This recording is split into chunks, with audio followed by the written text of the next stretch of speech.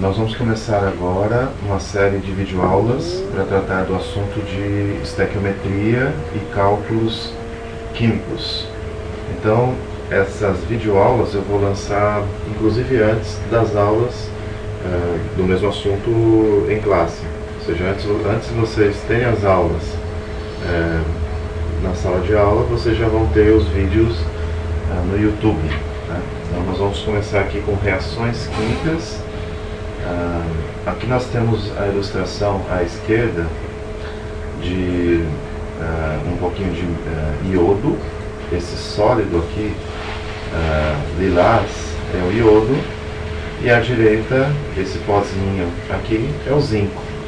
Essa ilustração aqui, pelas bolinhas aqui, representa o iodo sólido, e aqui em cinza, o zinco. Bom, então à esquerda da nossa equação química nós temos os reagentes. Eu vou traduzir aqui, reagentes. Eu aproveito, gravo a videoaula e preparo as transparências que eu vou usar na nossa aula. E à direita nós temos o produto. Então eu misturo iodo, que é um sólido, com zinco, e vai formar ZnI2, que é o iodeto de zinco. Bom, traduzindo aqui, porque eu peguei um arquivo desses slides em inglês, então para eu não precisar montar o slide todo, eu vou simplesmente traduzir, vai ser mais rápido. Chemical equations, quer dizer, equações químicas. Equações químicas. Uma chance de vocês lerem alguma coisa em inglês também, né? As equações químicas mostram o tipo de reagente e produto em suas quantidades relativas. Então vou traduzir aqui. Equações químicas representam os tipos de reagentes. Vou pôr aqui em vermelho, né? Reagentes e produtos.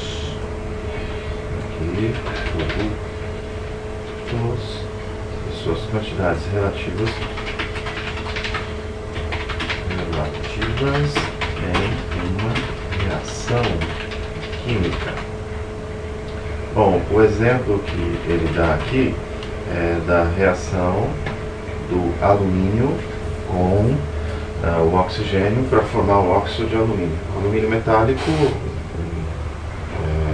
bem conhecido de vocês, reage com o gás oxigênio para formar o Al2O3, que é um pozinho branco, que é o óxido de alumínio sólido.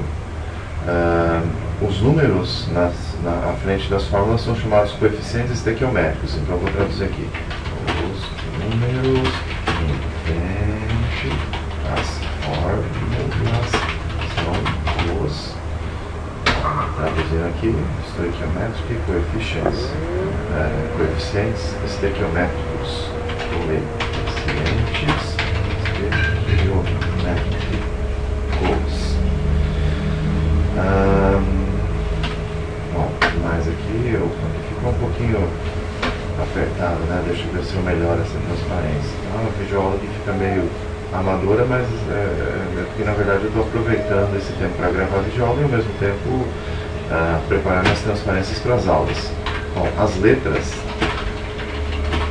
S, G e L são os estados físicos dos compostos, representam os estados físicos dos compostos.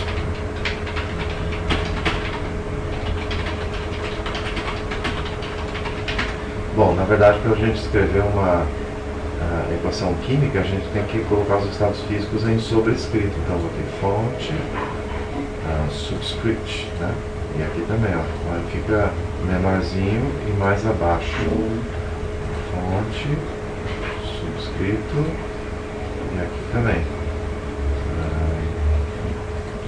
Fonte, subscrito. Então tem lá 4 alumínio sólido, mais 3 O2 gasoso. Essa flechinha aqui não está muito bonita, eu poderia incluir um símbolo, então vamos lá inserir símbolo, pegar uma flechinha, fazer um negócio mais profissional, né? Símbolo. Bom, ficou mais bonito, né? Dando 2, AL2O3 sólido, né? Então, as equações químicas representam os tipos de reagentes e produtos e suas quantidades relativas em uma reação química. O exemplo aqui da oxidação do alumínio. Os números em frente às fórmulas são os coeficientes estequiométricos, as letras S, G e L, que ficam em sobrescritos, aqui pequenininho mais abaixo da fórmula, representam os estados físicos dos compostos. Já preparei 2 transparências. Chemical equations, né? Equações químicas. Novamente aquela reação que nós já vimos aqui na projeção anterior. Eu vou até copiá-la, porque já está organizadazinha aqui, né? E colocar aqui em cima. Está aqui a equação. Essa equação significa que 4 átomos de alumínio, 4 átomos de alumínio, mais 3 moléculas de A2, por aqui, moléculas, né? 3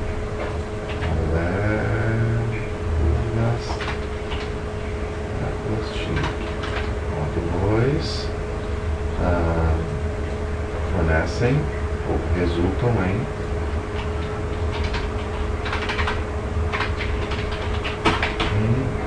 duas moléculas de L2O3. Esse negócio de molécula de L2O3 não está assim muito certo, porque a L2O3 possivelmente é um composto iônico, então prefiro colocar 2 unidades de L2O3. Então é melhor colocar assim para ficar mais redondo. A reação de 4 átomos de alumínio com 3 moléculas de oxigênio resulta em 2 unidades de Al2O3. Veja que aqui eu não me comprometi muito, porque eu não tenho muito certeza se o Al2O3 é iônico ou covalente. Pode ser que ele tenha um caráter iônico não muito pronunciado, de modo que poderia até formar moléculas. Mas isso eu não tenho muito certeza, por isso eu coloquei unidades de L2O3. Mas a gente não trabalha com reações entre átomos, mas sim reações envolvendo grandes quantidades de átomos. Então nós podemos dizer aqui 4 mols de alumínio reagindo com 3 mols de oxigênio resulta até por aqui, resulta em 2 mols de Al2O3. Não faz sentido a gente trabalhar com reações com átomos e moléculas. A gente tem que falar em termos de mols ou de massas. Os átomos e moléculas são muito pequenos. Ainda falando de... voltando à projeção anterior, aqui, essa ilustração aqui é a queima do alumínio, produzindo bastante luz. Bom, traduzindo aqui, Chemical Equations, equações químicas.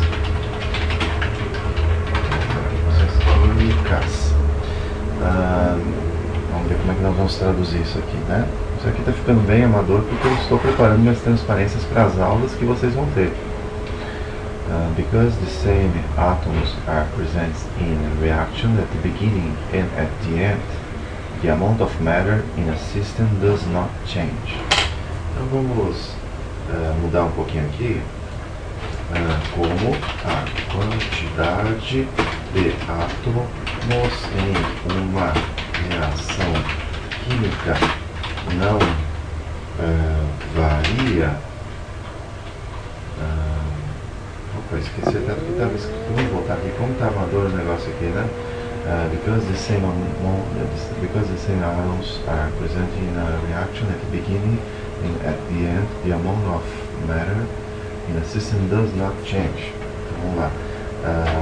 como a quantidade de átomos numa reação química não varia, a quantidade de matéria permanece constante, ou a massa permanece inalterada. Isso é chamada lei da conservação de matéria. Lei da conservação de matéria.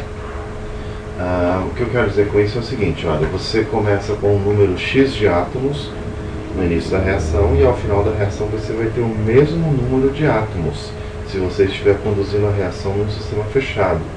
Quer dizer que numa reação química os átomos não são criados e nem destruídos, eles são rearranjados, de modo que numa reação química realizada em sistema fechado, a massa vai ser constante.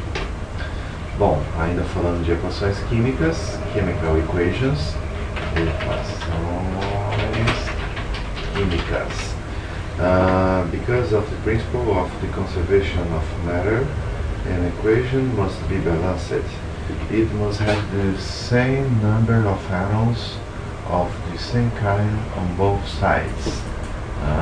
Bom, isso, né? Isso aqui foi esse camarada que disse. É claro que ele falou em francês, Lavoisier. Esse camarada aqui é tido como o pai da química moderna, Antoine Lavoisier. Fez um monte de trabalhos quantitativos importantes no século XVIII na área de química. Mas naquela época o cientista não ganhava muito bem, de modo que ele tinha que trabalhar também como cobrador de impostos.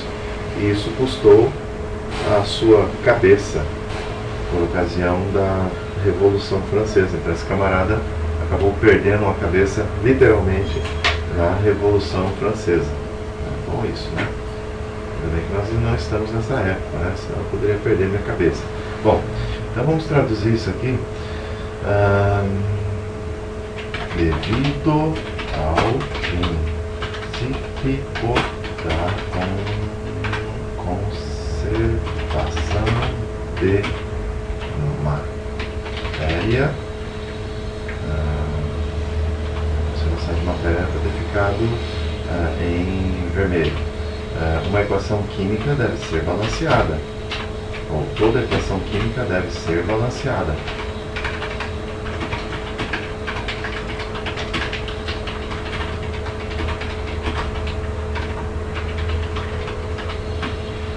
O que isso significa? Significa que devemos ter o mesmo número de átomos de mesmo tipo nos dois lados da equação.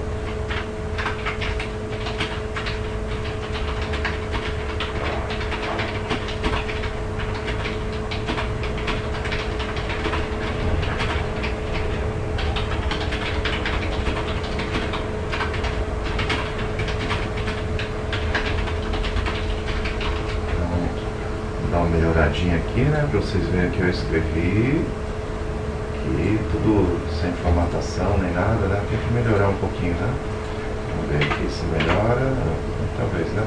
Então, devido ao princípio da conservação de matéria, o princípio de que a massa não é criada e nem destruída numa reação química, ou seja, átomos não são criados nem destruídos numa reação química, toda equação química deve ser balanceada. Isso significa que devemos ter o mesmo tipo de átomos de um determinado elemento nos dois lados da equação química. Bom, balanceando equações químicas. Balanceando equações químicas. Aqui tá. Vamos melhorar essa separação aqui, né? Pronto. Então, imaginando que a reação do alumínio sólido com o bromo, então vamos melhorar um pouquinho isso aqui, colocar uma flechinha mais organizada, né? Aqui. Então, vamos pôr os subscritos, né? Porque o estado físico vai em subscrito. Aqui, opa, aqui, fonte, subscrito. Líquido, vamos botar L, né? Fica mais bonito, mais organizado. Tá difícil selecionar aqui, né? Vamos lá então, fonte, subscrito, E aqui sólido também, estado físico, vai em subscrito. Então nós vamos agora balancear. Eita, balança aqui o negócio. Vamos em subscrito, mas selecionar direito. Tá vendo que eu estou tendo dificuldade em selecionar, né? Opa, agora acho que deu certo. Subscrito. Pronto. Balanceando equações químicas. 2 alumínios. Vou ter que pôr 2 aqui para ter. Veja só, à direita eu ponho o coeficiente estequiométrico 1. Então eu tenho 2 átomos de alumínio, 6 de bromo. Então aqui eu preciso pôr 2. E aqui eu preciso pôr 3, porque 3 vezes 2 dá 6. E a equação química está balanceada. Tem aqui alguns outros exemplos. Vou pegar essa flechinha aqui para organizar as equações químicas aqui da outra página. Selecionar aqui. Então, balanceando equações químicas, né? Vamos traduzir aqui. Balanceando equações químicas, né? Aqui eu tenho a reação de combustão do etano. Reação de combustão do etano. Vamos organizar, colocar tudo numa mesma linha, né? Senão fica feio. Parar um pouquinho o filme aqui para a gravação, para botar em subscrito as fórmulas e organizar essa equação aqui para a aula não ficar excessivamente longa em função da melhoria aqui da formatação. Então nós vamos balancear aqui essas equações. A primeira equação aqui é a combustão do propano. Na esquerda eu tenho propano, 3 átomos de carbono, à direita eu tenho só 2, apenas 1. Então eu coloco 1 na frente do propano, não seria necessário, mas eu vou colocar já porque vai que chega uma pessoa desavisada com outro número. Então deixa aqui já 1 propano. CO2, 3. Então tem 3 átomos de carbono na direita, 3 átomos de carbono na esquerda. 8 hidrogênios. Então eu coloco 4 na frente na fórmula da água. Então 4 vezes 2, 8, 8 aqui também. À direita eu já tenho todos os coeficientes estequiométricos escritos, então eu vou contabilizar o oxigênio. 4 vezes 1, 4 aqui. 4 oxigênios vindo de água, mais 3 vezes 6, 6. Então 4 mais 6, 10, aqui vai 5. E a equação está balanceada. E essa última equação aqui parece que é a combustão de uma espécie de hidreto de boro. Aqui eu tenho 4 átomos de boro, 4 átomos de boro à esquerda, e à direita eu tenho 2. Então eu vou colocar 1 na frente dessa fórmula aqui à esquerda, e na direita eu coloco 2. Então veja só, 2 vezes 2, 4 átomos de boro na direita, 4 átomos de boro na esquerda. À esquerda eu tenho 10 átomos de hidrogênio, então eu coloco 5 aqui na frente da fórmula da molécula d'água. 5 vezes 2, 10. Agora que eu tenho à direita todos os coeficientes, eu contabilizo o oxigênio. 2 vezes 3, 6, mais 5, 11. Então aqui eu vou ter que colocar um coeficiente fracionário. 11 sobre 2. Então nós temos a equação química já balanceada. Ficou um pouquinho apertado aqui, então eu vou colocar tamanho 28. Coube numa linha só. Na próxima aula nós vamos continuar com esse estudo de cálculos químicos e estequiometria, assunto muito importante, por exemplo, o curso de agronomia, engenharia de alimentos.